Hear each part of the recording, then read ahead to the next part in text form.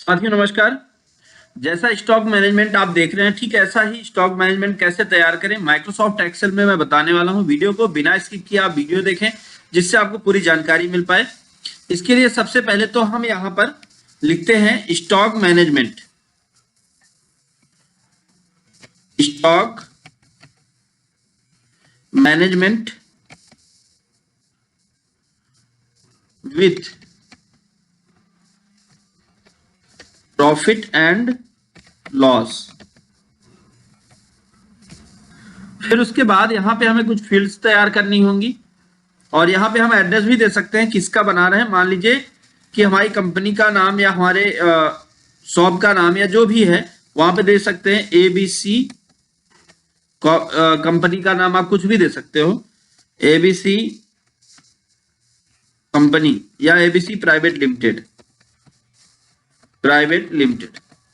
तो ये हमने दे दिया। अब हम उसके बाद यहां पे क्या करते हैं, सबसे पहले तो फील्ड तैयार करेंगे। जैसे सीरियल नंबर हो गया, सीरियल नंबर के बाद फिर आइटम का नाम, आइटम कर सकते हैं या प्रोडक्ट कर सकते हैं, प्रोडक्ट नेम। प्रोडक्ट नेम के बाद जो बात आती है फिर कितने में प्रोडक्ट खरीदा गया, तो अब परचेज से रिलेटेड डिटेल यहां पे फिल करेंगे। तो यहां पे हम लिखें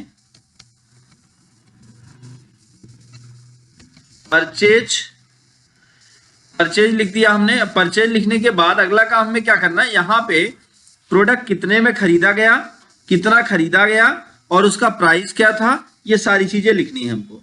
तो यहां पे हम लिखते हैं क्वांटिटी और फिर टैब करते हैं, अगले वाले पे लिखते हैं प्राइस। प्राइस के बाद अगले वाले पे हम लिख देते हैं अमाउंट। फिर इसके बाद अब इसी तरीके से परचेज के बाद कितने का बिका, तो यहां पे हम सेल्स लिख के फिर उसके बाद ठीक यहां पे भी वैसे ही वही चीजें हम अगेन लिख देते हैं। तो इसको हम सेलेक्ट करके कॉपी करते हैं, कॉपी करके यहां पे हम पेस्ट कर देते हैं, तो जिससे ये सेम कॉपी हो जाएगा और यहां पे भी आ जाएगा।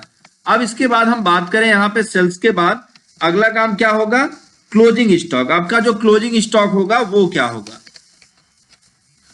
Closing stock. तो यहां पे क्लोजिंग स्टॉक लिख दिया।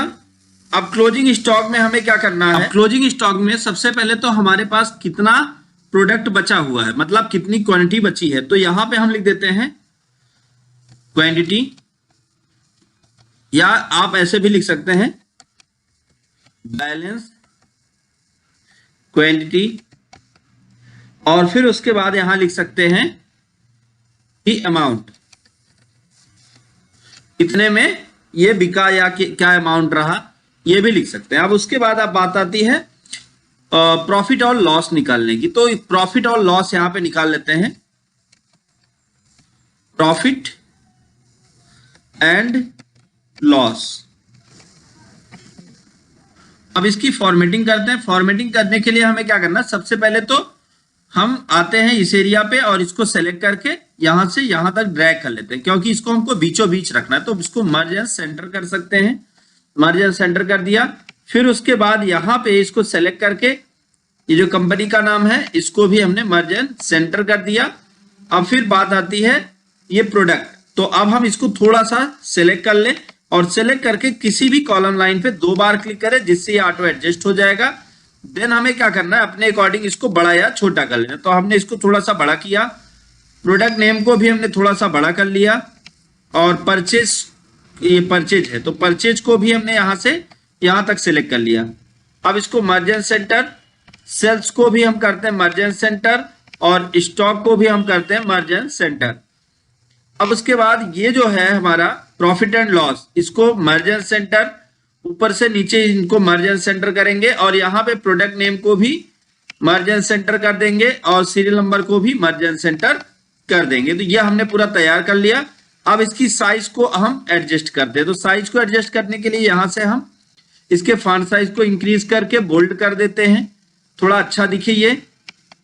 इसी तरीके से इसके भी फॉन्ट साइज को बड़ा करके हम बोल्ड कर देते हैं, और ये जो हमारा फॉर्मेट तैयार हुआ है इसको भी हम बोल्ड करके इसकी भी फॉन्ट साइज को बड़ा करके यहां से इसको सेंटर कर लेते हैं, तो ये बीचों बीच आ जाएगा। आप देखिए सेंटर बीचों बीच आ गया।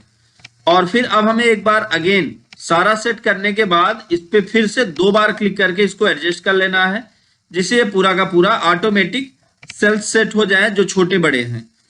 अब अगला काम हमें क्या करना है, बहुत सिंपल सा करना है, एक्स्ट्रा कुछ नहीं करना। अब यहाँ पे और अगर आप फॉर्मेटिंग करना चाहते हैं तो वो भी कर सकते हैं, इस पे जैसे कलर फिल करना, और मैं अभी आपको डेटा एंट्री करके भी दिखाऊंगा। कलर फिल कर दिया और इस पे आके यहाँ पे भी हमने कोई कलर फिल कर दिया, इस पे आके ये कलर फिल कर दिया, और फिर इस एरिया पे आके भी हमने कोई कलर फिल कर दिया। तो यहाँ पे भी आके हमने कोई हल्का सा कलर फिल कर देते हैं जो थोड़ा अच्छा लगे देखने में। तो ये हमने फिल कर दिया। अब उसके बाद ये जो हमारा परचेज सेल्स और ये है, इसको भी हम अलग अलग कलर दे सकते हैं।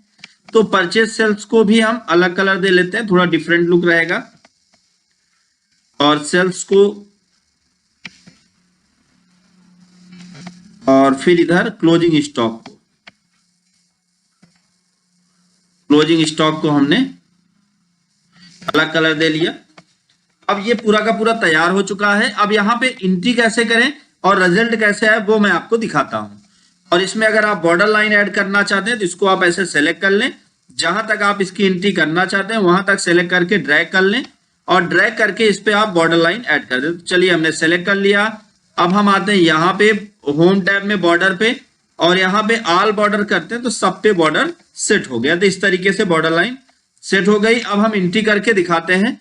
जैसे सीरियल नंबर आपको लिखना है यहां से लेके पूरा यहां तक, तो हमने क्या किया, यहां से यहां तक सेलेक्ट कर दिया और इधर फिल सीरीज कर दिया। तो इधर ऑटोमेटिक से प्रोडक्ट सीरियल नंबर फिल हो जाता है। तो सीरियल नंबर को हम यहां सेलेक्ट करके इसको बीचों बीच कर लेते हैं, जिससे ये थोड़ा अच्छा भी दिखने लगे। तो हम इसको बीचों बीच कर लेते हैं।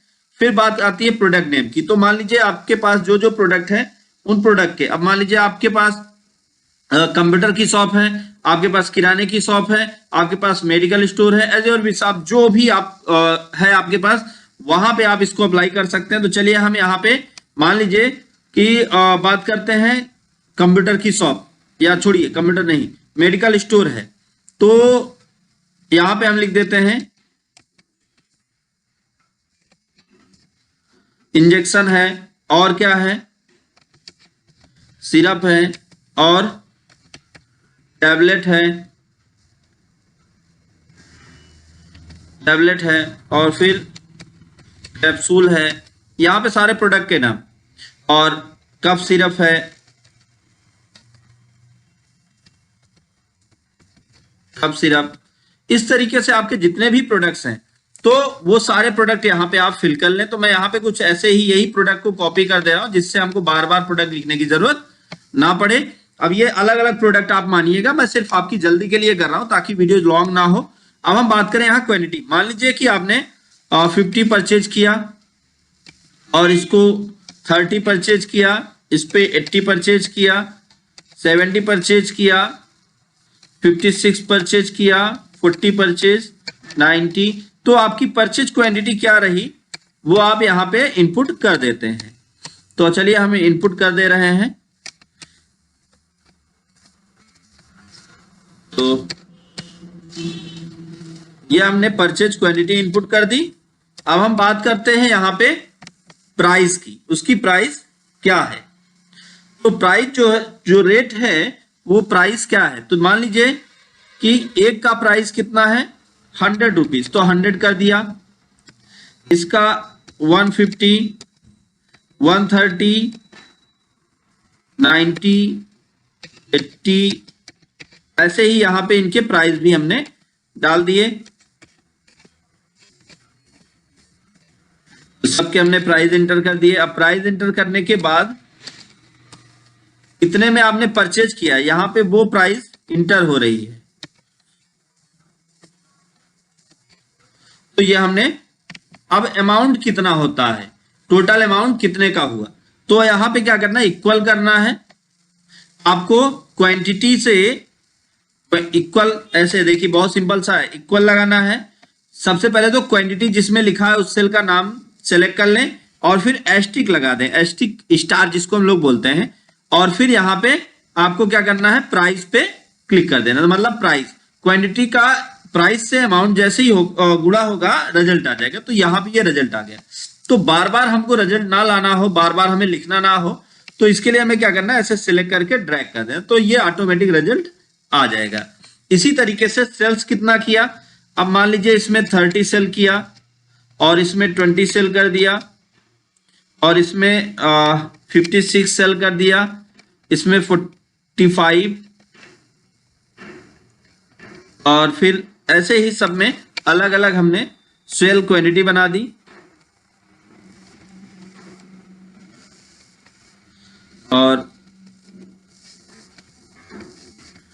ये सभी का सेल क्वांटिटी हमने इंटर कर दिया कि कितना क्वांटिटी सेल किया और किस प्राइस में सेल किया, किस प्राइस में। तो अब प्राइस जैसे इसकी 100 है तो इसको हमने मान लीजिए 120 में सेल किया और इसकी 150 है तो 175 में सेल किया और फिर जितना इसका क्वांटिटी है उसके अकॉर्डिंग इसको सेल कर। अब इसके बाद इसको जिस अमाउंट में सेल किया वो अमाउंट यहाँ पे लिखना है। तो ऐसे ही सबका अमाउंट हम लिख देते हैं। जैसे इसको हमने मान लीजिए कि चलिए इसमें हम एक सिंपल सा आपको तरीका बताते हैं, बहुत सिंपल सा। हम हर एक प्रोडक्ट में 50 रुपीज प्लस करना चाहते हैं या 30 रुपीज प्लस करना चाहते हैं। बार बार हमको अमाउंट ना लिखना हो, इक्वल करना है और आपको यहां पे इस सेल पे क्लिक करना है और फिर प्लस और जितना अमाउंट आपको मान लीजिए 40 अमाउंट प्लस करना है तो प्लस 40। तो अब आपको क्या करना है, इस पे ऐसे ड्रैग कर देना, तो ये ऑटोमेटिक उस पे जोड़ के दे देगा, सब में 40 प्लस करके ऑटोमेटिक ये दे देगा। अब इसका अमाउंट कितना हुआ तो इक्वल करना है, इक्वल करके अब फिर हमें क्या करना है, क्वांटिटी का गुणा कर देना है प्राइस से। अब ये सेल्स के लिए करेंगे तो ये सेल्स का निकल के आ गया। अब बात आती है क्लोजिंग स्टॉक की। ये तो निकाल लिया हमने सेल्स। अब क्लोजिंग स्टॉक कैसे पता करें, क्लोजिंग स्टॉक क्वांटिटी में हमें क्या करना है, इक्वल करना है। पहले आपने जो परचेज क्वांटिटी की थी उसमें माइनस कर देना है सेल क्वांटिटी को, तो ये ऑटोमेटिक निकल के आ जाएगा कि अभी आपके पास क्लोजिंग में बचा हुआ कितना है। तो ये देखिए अब अमाउंट कितना हुआ। क्लोजिंग स्टॉक अमाउंट निकालने के लिए हमें क्या करना है, क्लोजिंग स्टॉक अमाउंट निकालने के लिए एक फार्मूला हम यहाँ पे टाइप करते हैं, इक्वल। इक्वल के साथ हमें क्या करना है, सबसे पहले आपका क्लोजिंग जो क्वांटिटी बचा हुआ है उसको आप सेलेक्ट कर लें। तो मतलब हमें क्या करना है, ये हमारा क्लोजिंग क्वांटिटी, हमने इसको सेट किया, फिर हम एस्टिक लगाते हैं, इनका गुणा कर देना है हमें प्राइस से। किसके प्राइस से, आपके जो आपने परचेज प्राइस किया था। तो अब हमें इंटर कर देना है। तो यहां पे निकल के आ गया कि अभी जो है आपके पास क्लोजिंग कितना पैसा बचा हुआ, कितने पैसे का प्रोडक्ट अभी बचा हुआ है, तो ये निकल के आ गया। अब हम बात करें profit and loss. Profit and loss कैसे निकालें, तो प्रॉफिट और लॉस निकालने के लिए हमें क्या करना है, इक्वल करना है। एक फार्मूला लगाएंगे, बहुत इजी है इसको निकालना। इक्वल करना है। इक्वल करने के बाद आपको सबसे पहले आपका जब क्लोजिंग अमाउंट बचा हुआ है, क्लोजिंग अमाउंट में आपको जोड़ देना है जो आपने सेल्स अमाउंट किया। इससे क्या होगा, क्लोजिंग अमाउंट और ये दोनों जुड़ जाएगा, तो मतलब आपने कितने का बेचा है और कितने का अभी बचा हुआ है, ये दोनों जैसे ही जुड़ जाता है तो आपको पता चल जाएगा कि कितने का टोटल हुआ। अब हम यहाँ पे बात करें कि यहाँ पे अगर जैसे ये अमाउंट माइनस कर दिया जाए तो ऑटोमेटिक रिजल्ट भी आ जाएगा। तो यहाँ पे माइनस हम क्या करते हैं, परचेज अमाउंट को माइनस। तो जैसे ही हम एंटर करेंगे तो जो प्रॉफिट होगा वो ऐसे आ जाएगा, अगर लॉस होगा तो वो माइनस में आ जाएगा। फॉर एग्जाम्पल मैं आपको दिखाता हूं, जैसे मान लीजिए कि यहाँ पे इसको जो सेल्स किया गया, जो सेल्स किया गया वो कितने में, 30 रुपीज में किया गया। तो अब इसमें देखिए माइनस, ये माइनस लग गया, तो इसका मतलब ये है कि ये माइनस में गया, इस पे लॉस हुआ। और प्रॉफिट जिसमें होगा उसमें कोई माइनस नहीं लगेगा। अब जैसे यहां पे मान लीजिए इसका प्राइस जो हमने बेचा वो हमने बेच दिया 400 का, तो यहां पे क्या माइनस हुआ, तो 400 का लिया, 400 का बेच दिया तो कोई माइनस नहीं हुआ। और अगर यहीं पे आप इसको 399 में बेच देते तो आपका 60 रुपए का माइनस होता, बिकॉज 60 प्रोडक्ट, हर प्रोडक्ट में 1 रुपए का माइनस। तो ये बहुत ही आसानी से आप प्रॉफिट लॉस तैयार कर सकते हैं। और इसका आप प्रिंट निकालना चाहें तो आप फाइल में चलिए, प्रिंट पर क्लिक करिए और यहां पर देखिए आपका ये पूरा का पूरा स्टॉक मैनेजमेंट तैयार हो चुका है और यहाँ आपका प्रॉफिट लॉस से लेके A to Z सारा डिटेल आपका दिया हुआ है और इसको बहुत ही आसानी से आप प्रिंट निकाल सकते हैं और अपने लिए यूज कर सकते हैं। दोस्तों उम्मीद है आपको ये वीडियो पसंद आया होगा। अगर वीडियो अच्छा लगा हो तो वीडियो को लाइक करें, ज्यादा से ज्यादा लोगों तक शेयर करें ताकि उनको भी ये नॉलेज मिल पाए। दोस्तों thank you so much video को अंत तक देखने के लिए।